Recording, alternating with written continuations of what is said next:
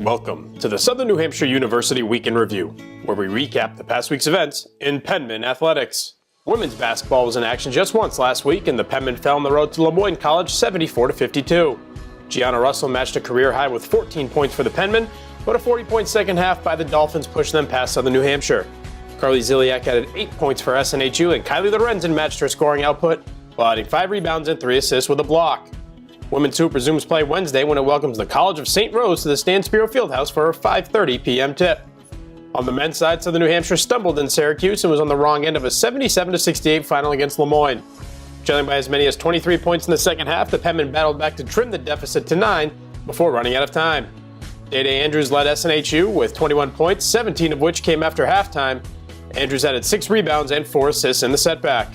Remo Simonkevicius chipped in with 11 points and 5 boards off the bench for the Penmen, while Charlie Russo and Sean Montague each had 10 points apiece. Southern New Hampshire aims to return to the win column Wednesday when it hosts St. Rose in the Stan Spiro Fieldhouse at 7:30.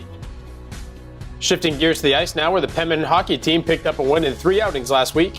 Southern New Hampshire opened the week with a 5-4 overtime loss at Post University before rebounding with a 5-1 win over Franklin Pierce University on Friday night. The Penmen Ravens wrapped up their season series on Saturday, and Franklin Pierce outlasted SNHU in overtime 2-1. Artem Efimov Barakov and Kyle Galloway staked the Penmen to an early 2-0 lead over the Eagles on Tuesday night before Joe Fiorino extended the advantage to 3 in the second period. Post answered with 3 straight goals before a Chris Mokenmarker made it 4-3 in the third. After the Eagles tied it with less than a minute to go in regulation, they tallied the game winner just over 2 minutes into the extra session. Wednesday saw Southern New Hampshire bounce back in a big way as it rolled to a 5-1 win over Franklin Pierce.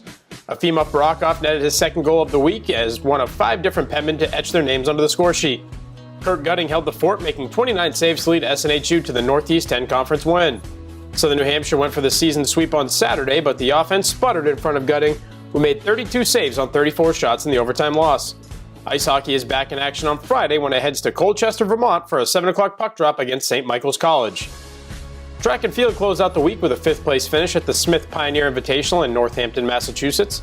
Ashley Elder set 2 personal bests and 2 program records Saturday as she posted a 15.28-meter toss in the weight throw and a 14.83-meter heave in the shot put.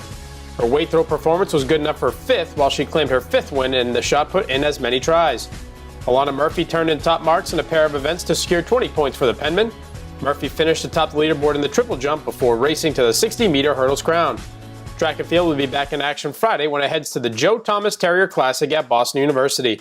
That's it for this week's Southern New Hampshire University Week in Review. Check back next week for a full recap of this week's events in Penmen athletics.